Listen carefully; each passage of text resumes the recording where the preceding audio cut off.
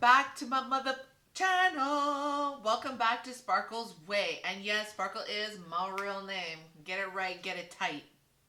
If you're new to my channel, how are you? How's life going? Great? Not so great? It's cool. You're in the right place. Let's talk. Email me. On this channel, we talk about a bunch of shit. Like a lot of stuff. We talk about parenting, love, life, whatever you guys want to talk about. Just email me. It's down below. And we'll strike up a conversation. And also, I yam up some boom ass food. You guys can even email me about that. Oh, you should really try this or that. That'd be awesome. I'm totally down to do it. That's actually a pretty good idea.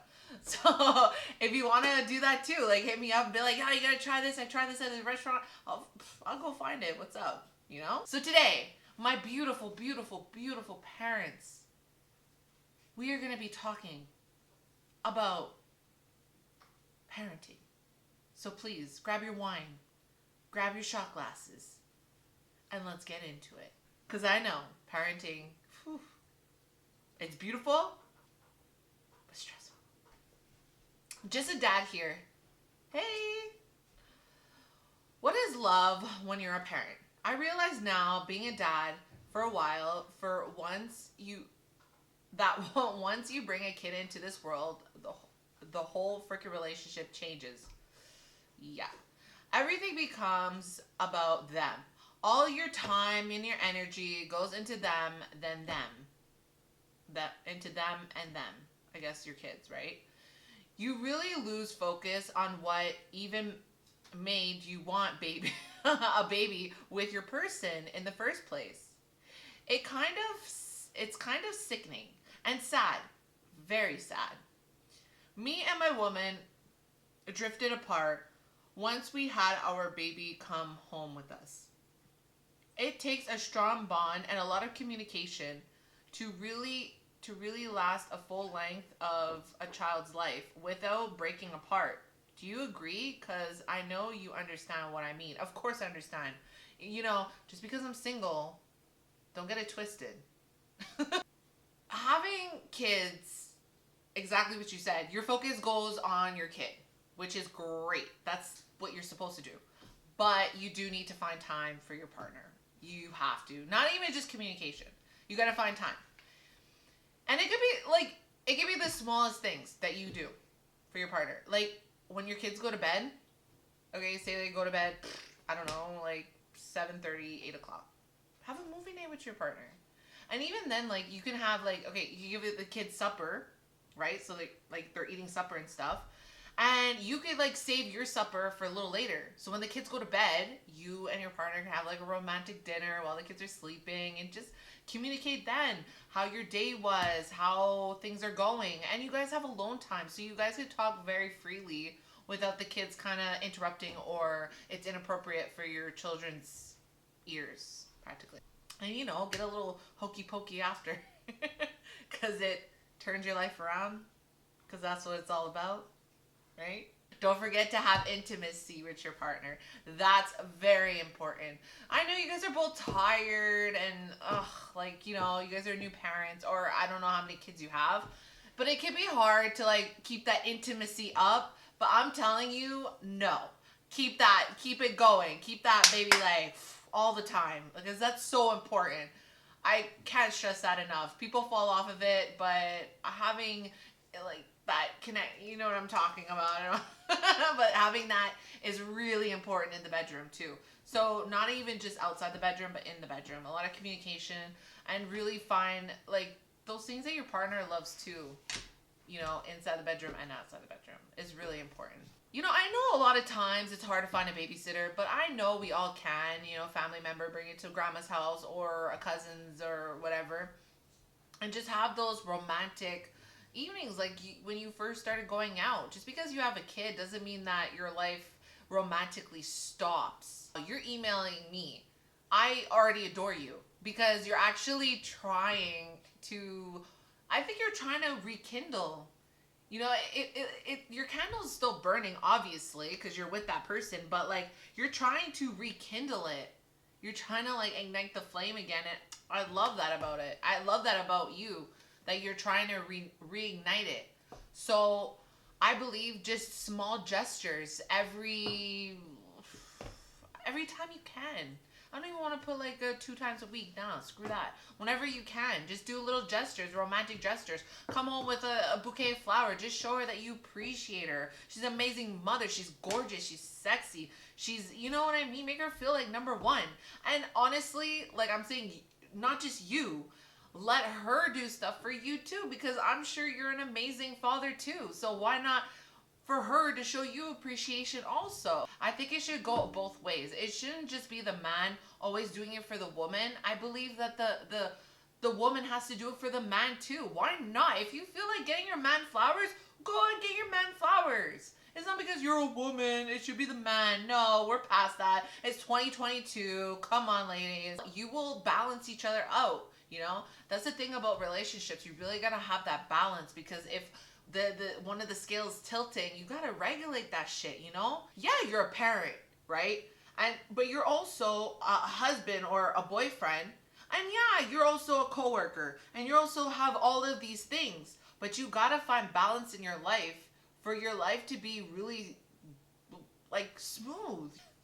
Do you know how good it feels for a woman to get a letter from a man saying how they feel and everything, and how much they love you and all that stuff? Like, oh my gosh, please, where? Hello, send me one. Like, I'd rather get a letter than a freaking like a card. You know what I mean? Well, if you write a lot in the card, all means like, yeah. But I mean, like, if I open it and it literally just says I love you, I'm gonna be like, I love you too, but could you elaborate on that? Because I'm not feeling that I love you. That just like, okay. So I'm gonna wrap it up because I'm blah, blah, blah, blah, as usual. So one, find time. You can find time any time of the day, whatever, when the kids are sleeping. It could be the smallest things. I'm not saying, yo, go to freaking Cuba or wherever. You know, if you can't do that right now, just do little gestures for her. Small things go such a long way. That time is so important. It's so important. And if you really can, find that time every day. Even if it's just for an hour or two, just before you go to bed, just talk about how your day was, vocalize it. It does wonders. And 3, if you can at some point, I hope you can take a big trip with just your person, your woman, you know, and just you two, not the kids, just you, both of you. You really have to work at it too. You are a parent, yes, but you also are a boyfriend or husband. You play many roles. It's just your will. That's what it is. If you really care about this person and you really want to be with them, trust me, you will find a way to be with them.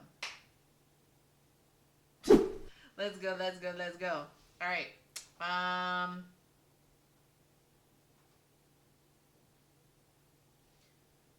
Quick question. Yeah, this is really quick. It's actually pretty small. I wanted to ask, what was one of the things that was the hardest when you were a new mom? Like, freshly new into becoming a mother. It is too personal, I understand. If it's too personal, I'll understand. But I'm just curious, because Lord knows I have stories for days. But I wanted to know, what was your biggest struggle fresh into this? Love your channel, by the way. Aw, thanks. Ooh. This is a great question. Great question. Oh, I'm gonna have to go in like memory lane because my daughter is 10 years old. That was like 10 years ago. Okay, so fresh.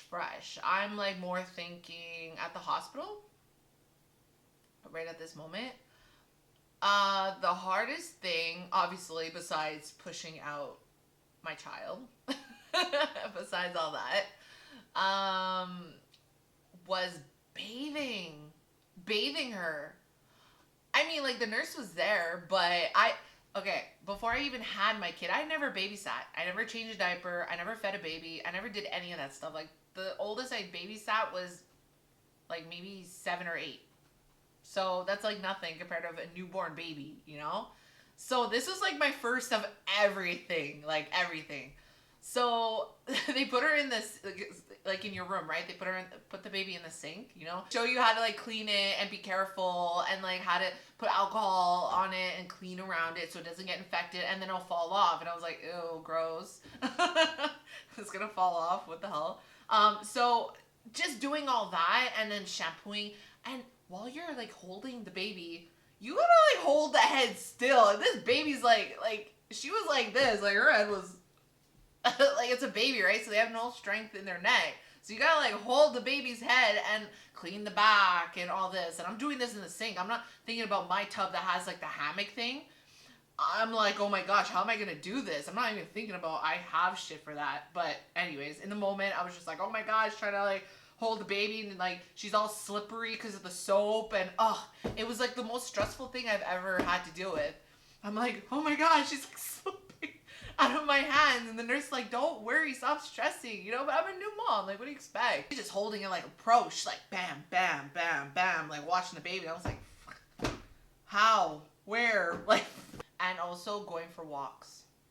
Walks are my savior. I've like done so many walks. I'd be outside for like a good 2 hours just so I can have a break or whatever. And it's a good for parents too. Like especially new parents, walk. Go for walks. Put that baby in that freaking stroller and out you go. Like try to be as out of the house as much as possible. It changes your environment, it changes your air, it changes everything, and it also is really good for your baby too. Don't bring them out just right away, because that's not good, but a little bit later. And if you don't feel good, definitely get help for that as a new parent. You get very distracted, you know, because you're a new parent, but you should really take the time, and it's okay to get overwhelmed. That's totally normal. Don't feel like, oh, I'm a bad parent and all that stuff, because you're definitely going to feel like that. You know, it's so normal. I've been there. I dealt with it. And it's not fun. And if you let it go untreated, it's a role, like, you know. So yeah, definitely back on a lighter note. Yeah, definitely bathing was really hard for me. Changing the diaper with the umbilical cord. The cord was really hard because I was so scared it was gonna hurt her or anything. And then when it fell off, I was like, oh my god, it's in her like her little onesie, and it was like trying to look for it. It was, and cleaning it too is a little hard. Like also like making sure that your baby, what was a little difficult was really making sure that the baby's head was like dry, but also they could get cradle cap, and you have to really like put baby oil on it and take like a brush, like a very soft brush, and really like get at it and take it all off. But thank you for the question, though. I really loved it. I like that. You know, it wasn't too personal. Don't worry about it. Just be the best you can be. That's all we can do, right? So, thanks for watching. Like, subscribe, share, do whatever the fuck you want. And I'll see you guys next time. Peace. Put balloons on the roof. They put balloons on the...